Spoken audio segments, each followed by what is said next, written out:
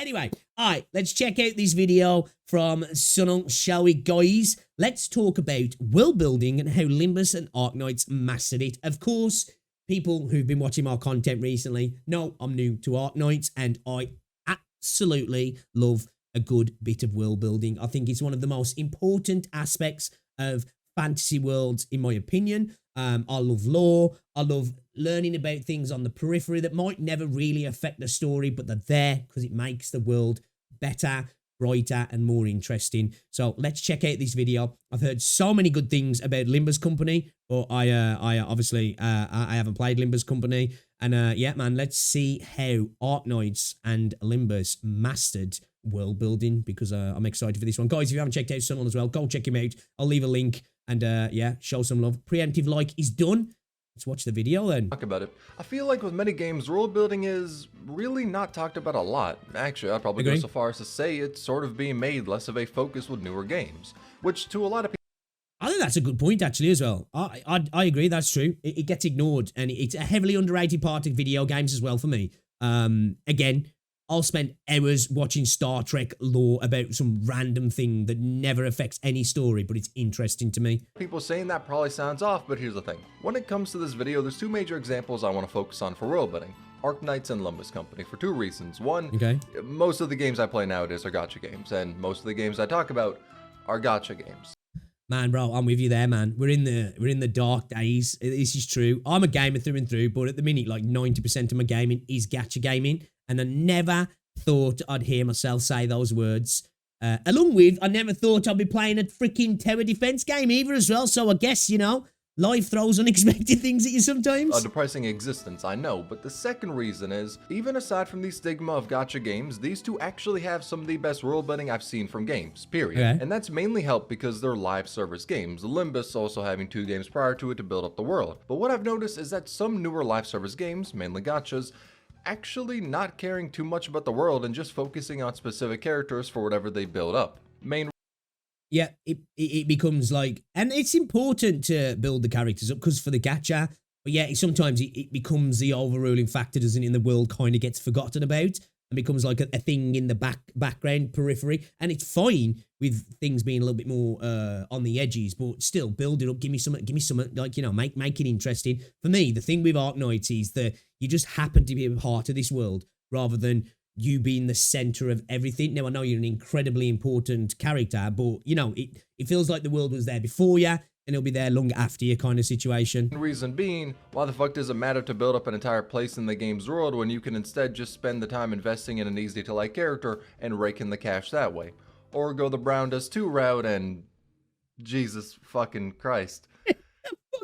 Yo, Brown Does 2 absolutely kills it, bro. Oh my days. But because Limbus and Arknights have some of the best world building I've ever seen. You see how the devs are as well. They put up a Twitter post yesterday showing off one of the little PVs for one of the characters. And they actually put in the Twitter post, "We know where you paused the video." It's like, bro, gotta kind of respect that level. Like, they know their audience, you know what I mean? And they ain't ashamed about it either. I want to talk in depth about them and what makes them work, why they're a masterclass, and what they do to make their world work that other games don't. But hell, aside from that, this is just a topic I've wanted to fanboy about for a while, so this video is pretty much a self-indulgent excuse to do that. Okay, thanks, bye, intro over. So, Arknights, there's about 2 ways I can show why its world building is peak. One involves me sitting back and doing a boring analytical breakdown, which personally I would rather be violently unmade in this corporeal realm than to do something that bland.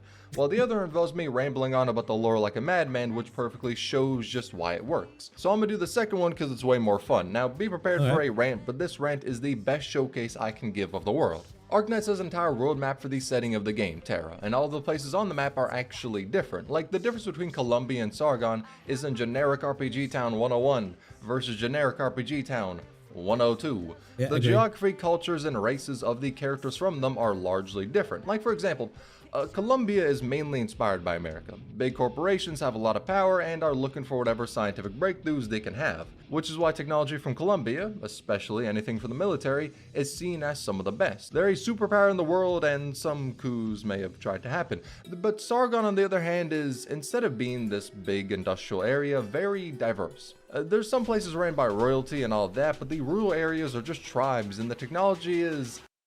That's why I think it's a massive positive of how heavily influenced by our own world, the terrorists, you know, and how they're not afraid to put that on like first and foremost. You know, a lot of fantasy worlds will use inspiration but try the best to hide it. I really like that they don't do that in Arknights, and I think it adds to the richness.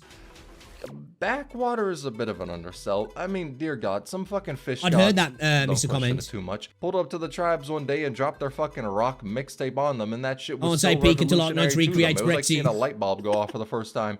It was so significant to where they started to idolize the song. But that's how backwater the place is. It's muddy as fuck, old school as fuck, and hell, even the people who live there are crocodiles, so it's much different than America Light version.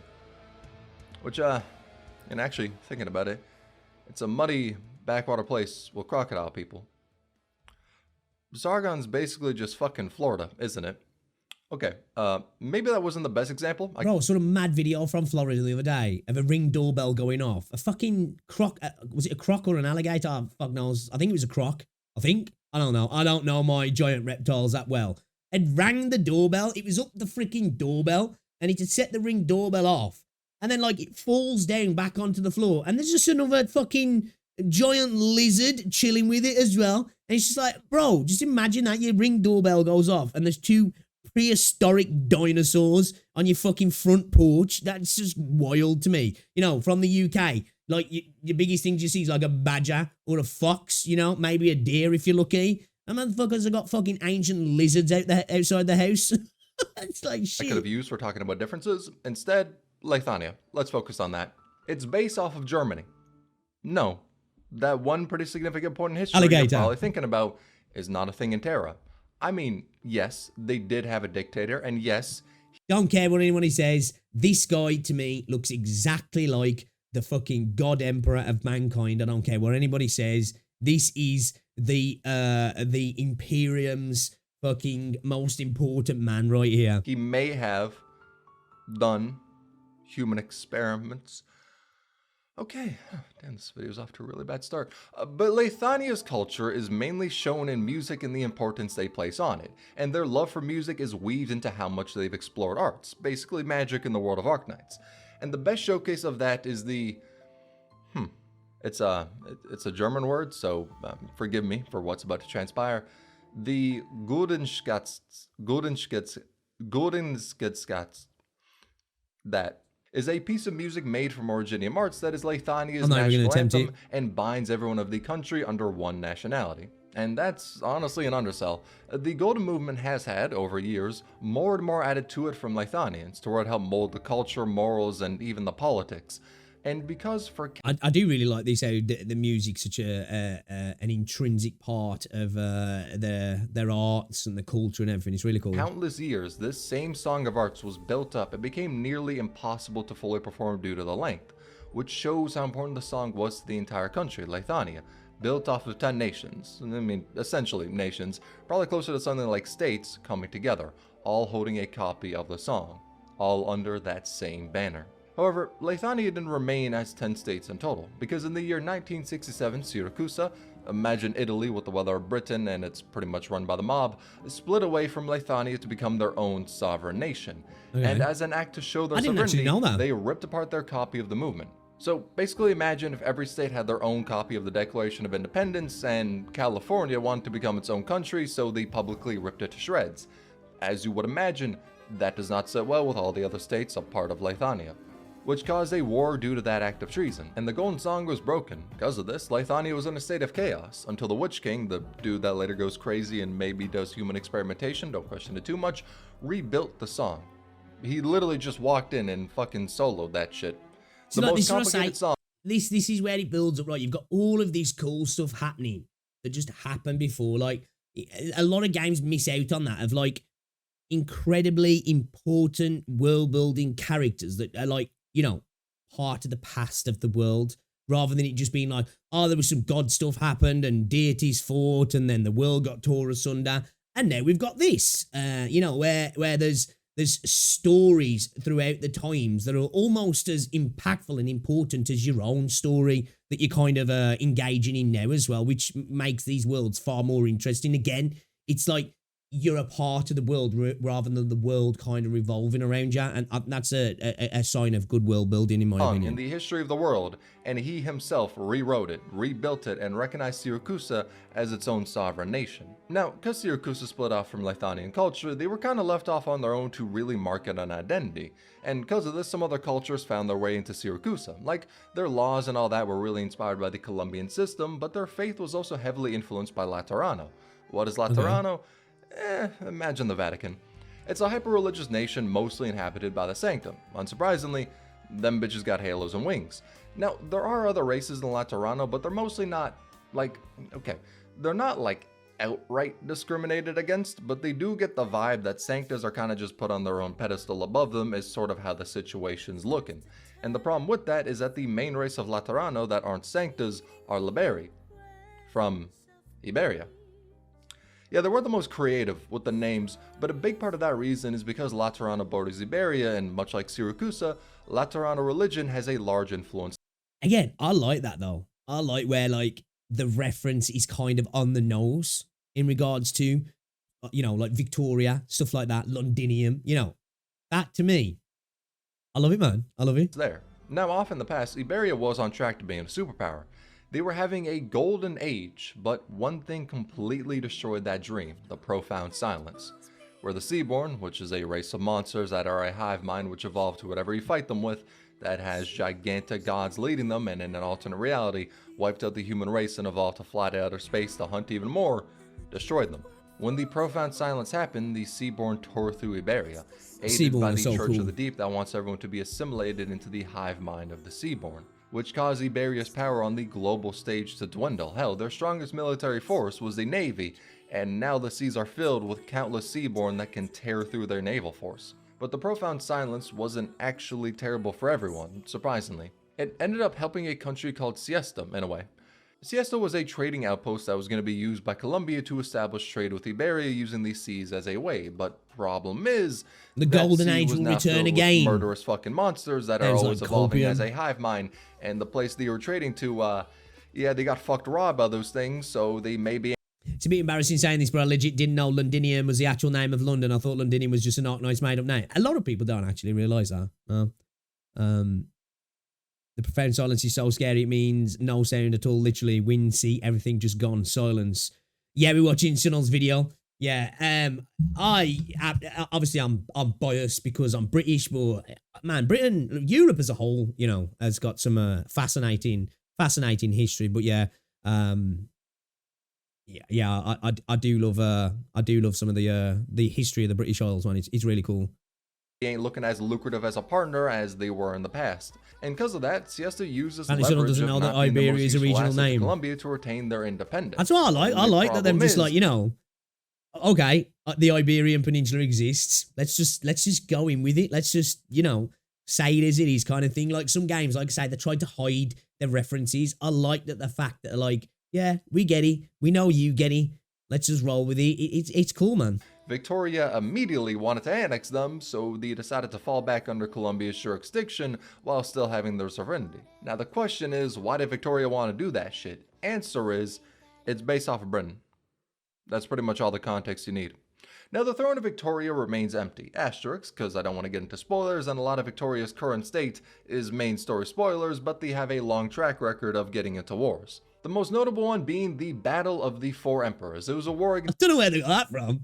Like, we definitely, yeah, look, man, like, we definitely wasn't stat padding for 1,000 years with France. Like, you know, definitely, that didn't happen. The Empire of Gaul, which is inspired by France, because they pissed off We've been really known to be, neighbors. Like, really chill. We're just a chill guy, man. We always have been. And they helped Colombia get their independence, which pissed off Victoria, because originally, Colombia was under Victoria's rule. And then Gaul started to want to take Lithania as a vassal state through political alliance and marriages. In turn, that helped fend off Victoria and Ursus from doing anything to them. Problem: the person they were trying to do this to, the ruler of Lithania at the time, was the Witch King. Remember the dude that rewrote the Golden Song, the most complex arts in history on his own, pretty much known as the best arts caster in the entire world? Yeah. They pissed him off with that game plan. He thought it was an insult, and as a very, very measured response, he turned the Gaul envoys into statues and shipped them back to Gaul. Okay, he does a little bit of trolling, Then, A as a little bit of result, trolling, Gaul you know. declared war against Lithuania, yet even though the leader of Gaul, Corsica I, knew his opponent was the leader of Lithuania and the best arts caster known to man, he was kind of confident, because he knew the situation with Syracuse's The Grand independence Army caused as well. some internal That's turmoil. definitely And a Victoria got reference double to penetrated after their wars with Colombia and Iberia, then Pan at the best, and Ursus was about to be busy with the trying French to invade Grand Army, Kashmir. yeah. Imagine Poland with more dubstep and a lot of knights. Now, this would be the 10th invasion they've done against them. A bit much, not gonna lie, but whatever. Means their oppositions were busy. So, perfect time to invade. Hell, he even got some casters from the Sarkaz royal court. They're fucking all strong as hell. Perfect time to invade. So yeah, the Witch King dropped a fucking catastrophe on Gaul's fleet. Basically, imagine like a category 10 EF5, whatever terminology you want to use in layman's terms, imagine the biggest fucking tornado possible, and he dropped that on them. And that tornado also drops gigantic chunks of originium that gives you rock cancer, which when it affects you and you die, because you will die, it slowly kills you, your body explodes and gives other people that rock cancer. Now, this is a natural disaster in the world. It's so devastating to where nations put their cities on nomadic platforms so they can actively flee catastrophes and not have everything turn to dust. Hell, people are employed as catastrophe messengers just to say when one of those is about to hit, so they can have everyone run away as fast as they can. And the Witch King dropped one directly on Gaul's fleet. Yeah, because of this, the war reached a stalemate. Crash out, Then Victoria saw what happened and joined in against Gaul because they were still mad about Colombia and how Gaul was looking to constantly expand. Then Ursus also agreed to go after Gaul, which made the Battle of the Four Emperors. Ursus, Victoria, and Lithuania versus Gaul. Russia, Britain, and Germany against France, Victoria being led by the Duke of Wellington. Now, for whatever ungodly reason, like that, the Duke of Wellington, you know what I mean? This was an amazing time to double down and keep fighting. He was somehow fucking confident. And on October 17th, the final battle of the Four Emperors happened. Here's a map detailing what was done in the battle. It's kind of like the Napoleonic War in a sense, isn't it, really? 4 days, the rest of Gaul's forces were crushed. I mean, Gaul is France, so it's completely justified. Gaul was wiped off the map. Their capital used to be known as the capital of Terra, and that was turned to rubble. Their culture, their history, language, technology became obsolete. 30 million Gaul refugees were left. Some died due to the barren lands or the internment camps they were put into. And Gaul's land was split up between the four nations. And that is the best example as to why I love Arknights' world building. And no, it's not because the Battle of Four Emperors was basically the Battle of Waterloo, but instead France couldn't come back after it. Now, I'm not saying it isn't based that terrorist France canonically got destroyed and forgotten by the world, cause that was based, but it's not the sole reason I love the world building. It's because I was able to start talking about Lithuania and seamlessly, or at least I hope it was seamless, connect all of these different countries in Terra and say how they affect one another. I was able to waffle on about all of these different places, and when talking about them, they're so interconnected to where it's hard not to mention these. That's a real good point, actually, as well, because like Wuthering Waves, for example. Now, I'm not saying there isn't connections between like Vinicita and other places, but you just don't feel it. It's almost like new areas themselves just pop up out the ether, and then you find that, oh yeah, we you know, the world's connected, you know, kind of, like people reference stuff and there's been some intermingling going on, but it really isn't that deep. Where like within Arknights, it's got that, it feels like a well thought out world, because obviously in a world that's been around for a long time, there's going to be that interconnectivity going on between nations, isn't there? There's going to have been wars, you know, countries making treaties together, history, people moving around, all that sort of stuff. I think sometimes, you know, again, going back to the initial comment at the start, that's underrated in a lot of world building. It's kind of a forgotten part of it, where it's an incredible, like, I hear the argument sometimes, you know, like when people, you know, when you say certain IP has things changed for the modern audience, right? And people go, man, it's just a fantasy world, man. It don't even matter. And it's like, but it does though, because when a fantasy world's created, for me, of course, there is no rules, only the rules that's set when the world's created. But when that's created, there's those rules within the fantasy world then. And I'm one of those people. World building is incredibly important to me in that regard, because it kind of sets the framework for the universe, and then cool stories can be told within the universe then. And I think they can be even better when they're part of that universe rather than the story itself just being in a vacuum, you know? And that for me makes stories more. And this is coming, like I say, it's coming from somebody who's a massive like a Tolkien fan. You know, love Lord of the Rings. You know what I mean? I love you know, I like my Dragon Age fantasy because the world building is a massive factor in the stories. Right? It's almost like the story is obviously created, but it's like you create the world and then the stories come out of the world, and it feels way more intriguing to me. You know, your Elder Scrolls type stuff. You know, you create this rich history, and it almost just plants seeds for future stories to just be built then. Because you're like, well, we can go back and have this vague idea from this history here, and we can just build a new story out of it.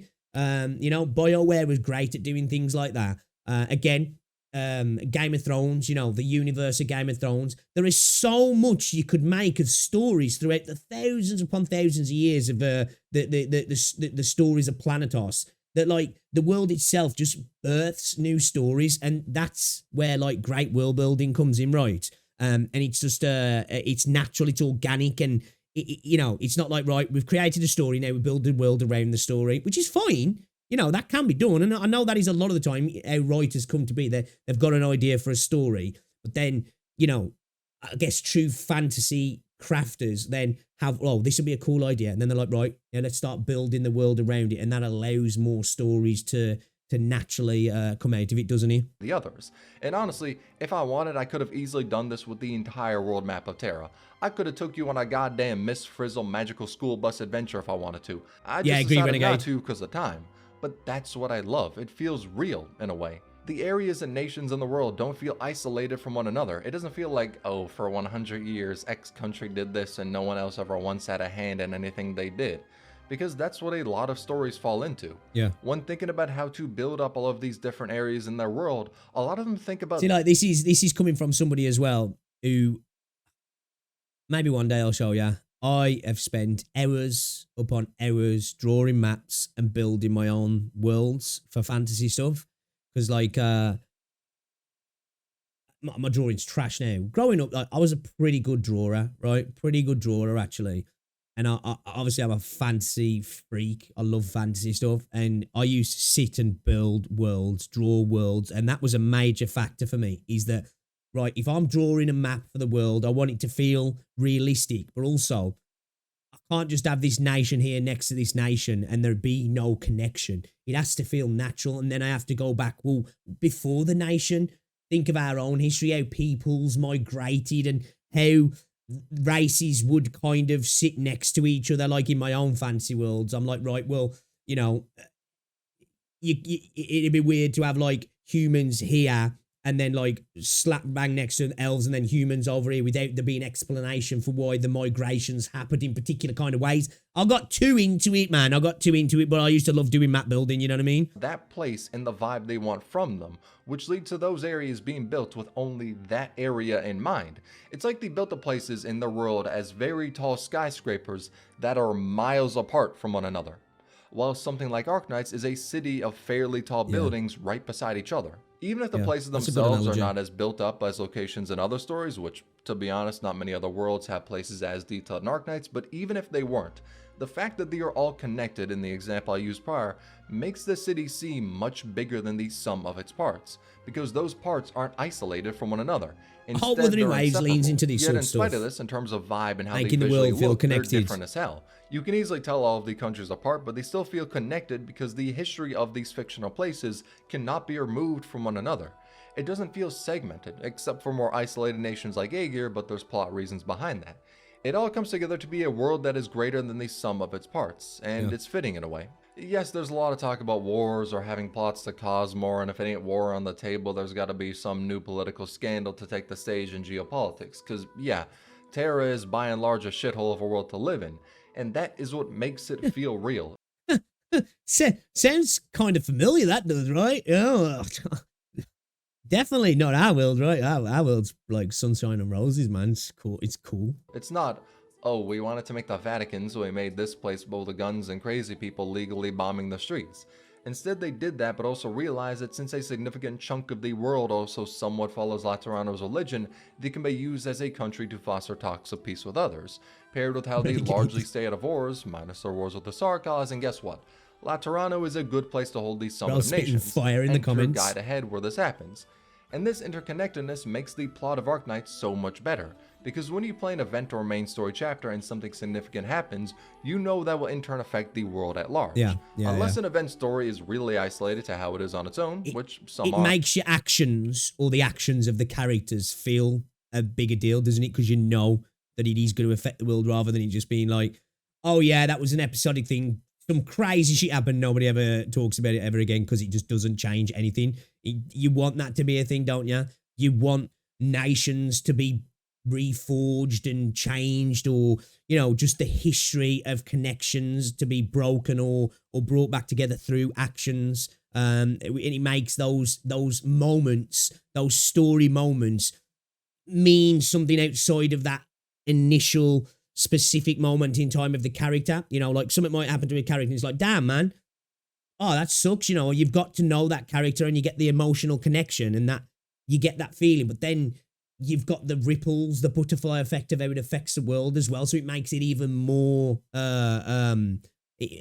more emotive, you know, because you feel how much in turn that can potentially change everything else as well. Which just makes those things just a bigger deal, doesn't it? A lot of the plots having far-reaching effects in the world makes it feel real. And that, paired with literally an entire timeline about the history of Terra, with Hypergryph even making lore. Did this as well as a kid. I did this as well. I even did the point of, like, you know, having like how certain civilizations believe the world came together, timelines for these civilizations. I put down like wars. I not only in my maps did I have maps and nations and colored them in and drew them all these. I did separate maps where like I'd trace the initial map and make the borders change because of the way, you know, certain countries became vassal states of other countries and all that sort of stuff. Yeah, I got too deep into doing maps and stuff, man. Books forward shows why the world building is in a class of its own. And there is more to talk about why. Yeah, they need to release an EM version of that book, don't they? Project Moon's works. Yes, I know, it's me, Sano, the biggest Project Moon hater, actually about to compliment their games. Man, oh, what a surprise there. Yeah, proper man, I am. Before. So Project Moon actually does world building in a bit of a different way to Arknights. Little preamble. These are the 3 games PM's made. They all share the same world. Now the world does... I haven't heard of, what is it? Library of Ruina. Fuck, I lost it. The biggest Project Moon hater actually about to compliment their games. Corporation? Man, oh, what a surprise there. Were the other 2 games gacha games? So Project Moon actually does world building in a bit of a different way to Arknights. Little preamble. These are the 3 games PM's made. They all share the same world. Now, the world does feel very interconnected, similar to Arknights, but what makes it feel different is it treats everything like it's already existing. Now, that probably makes fuck nothing in terms of sense, but here's the thing. In Library of Ruina, a character called Malkuth says she comes from a nest with no color. Nests are the sort of big city of all these different districts, A to Z. Z isn't on the map, but it does exist. And anything outside of these nests are called the back streets. So when she says that she comes from a nest with no color, you would expect, like, some general explanation to that, right? Yeah. You would have had to have waited some years because this line was never explained until Limbus Company, where you can see in T-Corp all color has been stripped away and people need to pay what... The other 2 are premium games. Lobotomy Corp is a base build of RTS features. I wonder how that initially went down with fans of the universe then. You know, because it's kind of a risky move, isn't it? Like, now I know I've heard nothing but positives about Limbus, but like to move from that business practice into a gacha type business practice could be a death knell for a lot of games. Time or to a lot return of the color to IPs. Objects. A lot more to dive into there, but we're moving on for now. But T-Corp and how their nest works was mentioned, though they never dived into it. It was said like a basic fact of the world. Oh, one nest just has no color. Everyone knows this. And they didn't care to explain. Now, of course, that style of introducing the world isn't the bog standard. They do explain general world building stuff from time to time. Like the... I like that sort of stuff as well, though, sometimes. Like, you know... Again, as somebody who's, like I say, loves fantasy world, sometimes it's nice to see, like, explained. You get everything, you know, it's almost like you got a timeline of everything happened. You know how the gods created the world, how the gods fought each other, how evil became to be, how, you know, all the darkness in the world happened because of this. And you're like, right, you get to view it almost as a watcher of the universe, like, you know what I mean? And then other worlds will do kind of like, I guess, more like the 40k kind of thing, where it's more of a, in a sense, almost like it's told like our own history's told. You know, some do it from a POV kind of view, but some do it from this kind of like, you know about the world, what the people in the world know about the world, and that's kind of it. So it makes it's more like a ground level kind of experience, which is incredibly interesting as well. And you can still do insanely rich world building as well through that way, because it makes you feel like you are, you know, you're just in the same boat as these characters are. You know the kind of the same thing that they don't know as well, rather than being like an almighty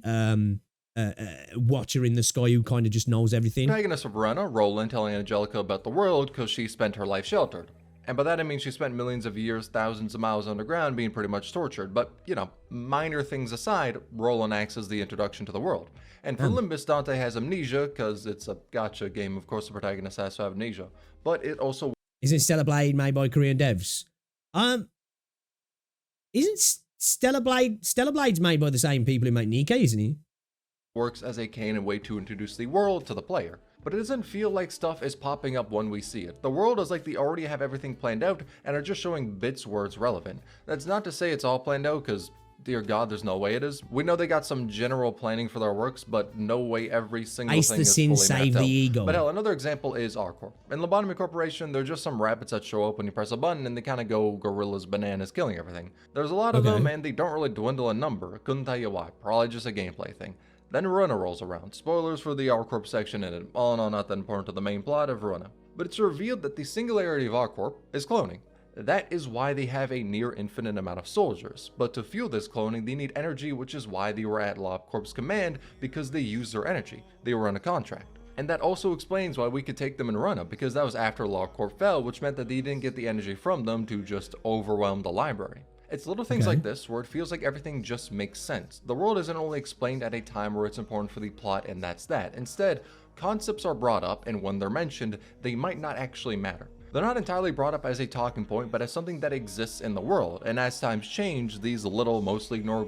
Well, that's how it is, isn't it? That's kind of like, it's almost a natural kind of storytelling, that is, because that's how conversations go when you're having conversations with people. Somebody will reference something that you might not necessarily understand at that point, and until you find out later where you decide to figure it out yourself, or it gets explained in future discussion with other people or whatever it might be. Yeah, I like these kind of on the ground kind of storytelling. Details make a lot more sense in the world.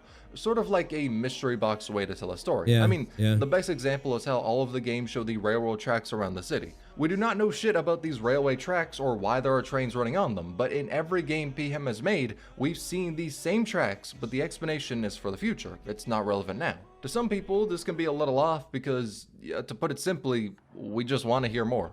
We got all these different places in the world, and after years, we still don't know what a good chunk of these places' singularities are. Again, no, like I say, this for me, kind of it's a little bit like how George R.R. Martin does it with the world of Planetos. You know, there's lots of stuff like that, reference mentioned, throwaway comments about things that have got an insane amount of history to them, but that's all you ever get. You get like a throwaway comment from somebody talking about something on their journeys. They heard conversations about a place, and it makes that thing so intriguing. You know, I'm like, man, I wish we knew more. But that lack of knowing more kind of makes it even more interesting. Like our own history, isn't it? You know, prehistory, prehistoric stuff, so interesting because we don't know, and we'll probably never likely know. So like it's even more cool in a sense, like the mystery behind it all. Singularity is sort of like a big piece of tech that has a corporation built around it, which is also probably a good time to say, yeah, the world of Project Moon is a dystopian mirror of how capitalistic South Korea is, because that's where the company Project Moon is from. But all of these wings have some singularity they're built around. F-Corp has fairies that can unlock anything physically or conceptually. The newer G-Corp singularity is the ability to control the weight of an object. Maybe it can actually help take the weight off of me having to carry my fucking team in Marvel Rivals. The older G-Corp gave people insectoid augmentations. Don't think about it too much. J-Corp can lock or steal anything on a conceptual level, like locking someone's ability to speak about something. K-Corp's got some ampules that can instantly heal anyone. M-Corp has, okay, this one's a little weird. So they got something called Moonlight Stones, which basically... Yeah, but I might forget that was even brought up in the past because it wasn't explained nor seemed important. That's a fair point. Forgetting elements of a story can be a problem, however a story is told, though. It's how things like that are referenced. Like, you know, if something's referenced or mentioned a few times, it's usually there in the back of your mind. So when it becomes apparent. It's it's even more of a big reveal in a sense. You know what I mean? It's like it hasn't been forced on you that this is coming. Wait till you peel back the curtain. But when the curtain gets peeled back, you're like, oh shit, fuck. Oh yeah, now all that stuff makes sense now, kind of thing. Without it being almost, it's like foreshadow, but not in so much of a direct foreshadowing. That's a good way to do foreshadowing, isn't it? Where it's something that's in the background and it's there just enough, you know, just like the chime of a clock, where you're not necessarily paying attention to it, but when it stops, you're like, you notice the silence, kind of thing. Basically protects your mind. Like any mental pain, it shuts off, and they can amplify a single purpose for you to focus on, or it can be a mental barrier. N-Corp has canned experiences, which when you take one, you get to experience whatever is in the can. The most popular of which being the canned suicide feeling. Make of that either being horrid or wholesome. Okay, that's morbid as fuck. As you will. P-Corp makes objects able to bend instead of break. Boring, not gonna lie. T-Corp can control time. Major Sigma energy, much cooler than Piss Corp over there. U-Corp is known for their ability to keep food in stasis, being forever fresh, and the Resonance Tuning Fork, which could... So these guys just invented freezers? Is that what that is there? There's other guys over here doing time travel.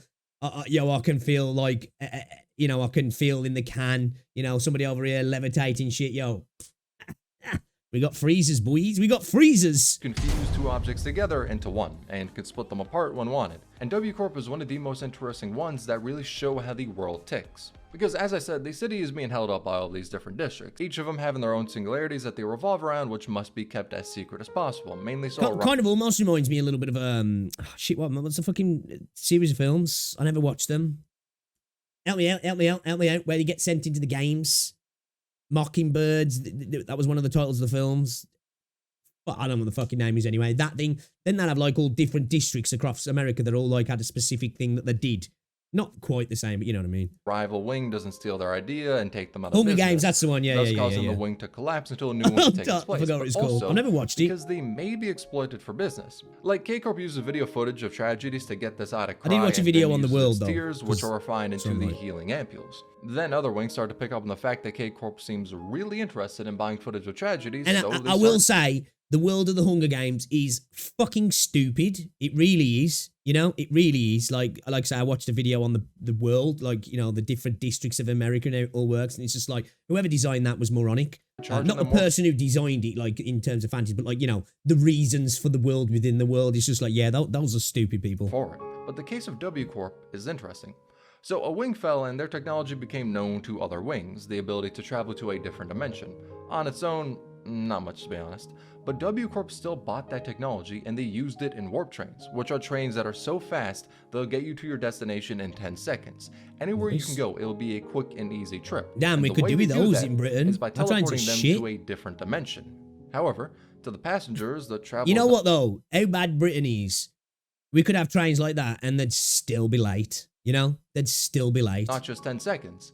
In fact, it actually takes thousands of years. But that brings up a new problem, which is when you trap people in a train for thousands of years, they will inevitably go insane. The most gruesome example of which being shown in Runna, where the passengers try to kill themselves but can't die. And learning of this newfound immortality, they start to hurt themselves just to feel something, some stimulation, anything to keep them from going. Dude, like, okay, this is a fucked up universe and I really like the sound of it. I've got to play this game. I have to play this game. Insane. This may work for some months, hell if you're lucky, even some years, but inevitably, everyone goes insane. To the point of making their bodies into flesh melded together and bits of pieces lining the bus as decoration. Yeah, I don't mind our trains, actually. Yeah, I think I'll stick with them. There's nothing wrong with them. You go in, 10 seconds later, you're at your destination, no harm, no foul. That's because W-Corp's actual singularity is the ability to return something to its previous state. So long as a passenger's pieces are still in the train, they can be restored to how they were before the thousands of years, memories included. But then, why take thousands of years? If the warp trains can go into a different dimension and teleport people to where they need to be, there's no way it's gotta take thousands of years, right? And more importantly, why don't they age or die? That's because W-Corp uses a device from T-Corp that collects time, thus helping to power T-Corp's singularity, which includes the use of time. Those thousands of years are used as something to sell to T-Corp, They don't need to take thousands of years, but it pays them, and the passengers can be reverted to how they were pre-torture, so no information about how terrible they are comes out. Because of this, they have protocols in So they just like forget that thousands of years of horrendous things that happened to them, and they're just like, wait, that was quick. place for when colored fixers, basically some of the strongest fighters in the city, take their trains. And to the wealthy and powerful, information about how W Corp trains are not the funnest is known. But because of that, they have stasis chambers in first class where the wealthy can pass those years by without being conscious at all. And guess what else? They got energy from L Corp, and because it fell, they're not doing the best. So the fact that they give the wealthy an ability to kind of, there's got to be something dormant in the mind then, yeah, like a PTSD, the potential of that coming back out and remembering what happened to you, right? Because why would they, well, I suppose the risk is like that maybe they don't come out the other side so great, because it did say like, as long as everything's all good, you should be good at the end. Damn, that's messed up and really cool at the same time. That's business-wise, but if they were to collapse, T-Corp would be put in a tough position because of their arrangement. And that perfectly shows the world of Project Moon. Corporations helping each other only if it's good for business, as they prey upon the population in any way they can, even torture. It's dark, it's gruesome, but I'll be fucked if I can't also say I can fully see corporations in the real world doing some of this shit if they are able to. Every aspect in the city feeds into its overall vibe, an oppressive place where profit and protection means more than a soul. Because of that, you have gangs spring up called the syndicates, most of which are run by some of the most insane individuals you've ever seen. Either by having the rumblings of the city scrawl out orders for people to follow for protection, and if they don't, they're executed, or by having a book of vengeance where you never once let anything slide. Any transgression gets marked down there, and the person who did it hunted. Now, because these syndicates exist and terrorize people, fixes are also a thing. They're basically like syndicates, but considered the good guys, though I struggle to say most fixers out there are a beacon of morality, as to actually get help from them, you need money. Everything in the city is built around the same theme. Even though the locations may vary from a library to a mega corporation or the Great Seas, it all serves the same theme Project Moon wants to convey. But the most important thing is that, individually, the parts still work. Man, I'm terrible at explaining that. This is like a universe, it's kind of like the Warhammer universe, where it's like, it's cool, but it's like, one of those fantasy universe where you're like, yeah, wouldn't want to exist in that world, when I think of like fancy worlds, it'd be like, man, it'd be kind of cool to live in the Wuthering Waves world, Genshin's world, all these different fancy worlds. Man, that'd be kind of cool to exist in that world. Yeah, wouldn't want to exist in this world. Definitely wouldn't want to be a civilian living here. That sounds like a line ripped from Destiny's dog shit writing. What I mean to say is that there doesn't feel like a loose end in the world, minus the concept incinerator, which is a device that can delete concepts of things. I mean, they sort of helped handwave just how many holes that open up, but dear God, it just existing is whack, especially how it appeared at first for a comedy event. But that aside, and this also goes for Arknights, there's no individual part of the setting that feels like it is ripped from a different game. There are parameters set for the world and everything exists in them. Like for Limbus, guns are a thing. So, why doesn't everyone use them? Well, the head, basically the government of the city, taxes the fuck out of them because they don't want killing another person to be so easy. So using guns and buying ammo isn't the most cost efficient, which is what the entire world is built around, money, going back to the capitalist theme. And those that have a lot of money, they can get shit that's stronger than guns. It's little things like that, the various places in the world being actually explored, the fact their history is so intertwined, hell, the fact the places in them aren't just tropes, repeating for the millionth time, that actually makes these worlds feel believable. They didn't go through a checklist to say, our world is X, Y, and Z, and here is why you should care. They bring you through the world like a history teacher passionately speaking about what they love. In the case of PM's world, that history teacher was probably a sadist based on how fuck shit gets there, but to me, these little things are what makes these worlds amazing. They're believable because anything mentioned in the world is with consideration of what else is in the world. The places in them aren't built up with only that area in mind, and they don't fall for whatever generic trope people have come to hate. The world also isn't used as a plot device. There's no, oh, we need to go get the sacred hero's sword, so let's go to the village that only exists for the sacred hero's sword and nothing else. The people there exist for no other. Exactly. That's what I was talking about earlier, like that organic ability to build stories out when you created a universe and you've got all these places and they've got history, and it then allows the things to naturally like evolve out of them, rather than just being like, oh, like he says, shit, we need a special village for the thingy-me-bob that we need to do for the plot device. Done. Awesome. Let's go. Which games do suffer that from. So Genshin, kind of really, kind of. WoW does it a little bit as well. You know, there's places in WoW that literally are there just to serve a purpose for a plot point, and it's like outside of it, it's like, well, it's like, you know, they're popped up out the ether. It's like, oh, we got to go there for that kind of thing. So yeah, again. Hopefully, I do hope with Wuthering Waves that they do start to lean into a lot more world building, because I think there's a really cool universe in WoW to be explored, if I'm honest, but it doesn't feel like they're doing an amazing job of it, if I'm honest. Other reason. And the overall theme of the story isn't broken for some self-indulgent want of what they want to make in an area. To me, someone who isn't really a writer, minus that one fanfic I wrote for charity, and maybe upcoming to 2, we'll see how this year's charity goes, but I wouldn't say I'm like an expert in the realm of world building, but I love these 2 games and wanted to just ramble on about why their worlds have had such an impact to me and why I love them. I mean, shit, I've contemplated making some hour-long videos just going through the full history of these worlds. The only thing stopping me from making that is those videos are going to be like months long to make. Make them. So for now, I'm going to just settle with this self-indulgent rant of a video. Yeah, I enjoyed that. I enjoyed that, chat. That was a really good video, actually. Again, as somebody who's a fan of world building in general, you know, big fan. Someone makes some really good videos as well. Guys, you should definitely go check out my guy. 44k views. That's great to see the videos popping off. Again, yeah, I've spoken about this before when it comes to gacha games.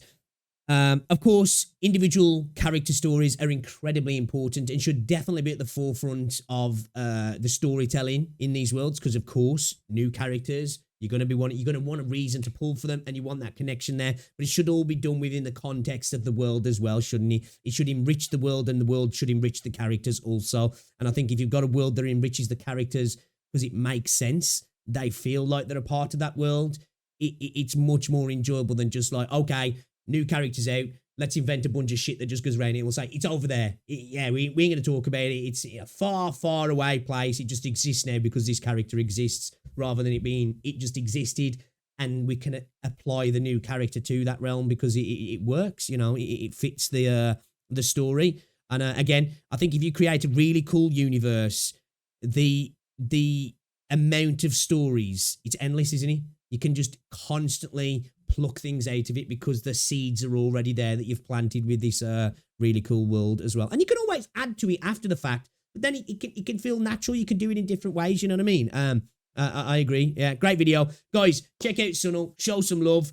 Awesome video. I think, I haven't played Limbus, but it sounds incredibly interesting. Really macabre, dark game.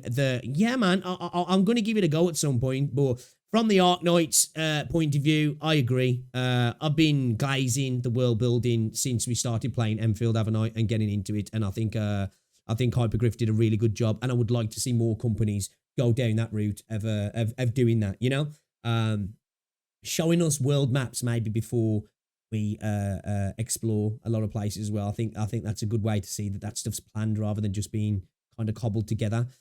Sometimes games do that, don't they? They show you a little bit of the map, which is fine if it's done in a good way, but then it feels like, oh, we're doing that because we could just paint stuff in afterwards because we haven't really come up with the ideas yet.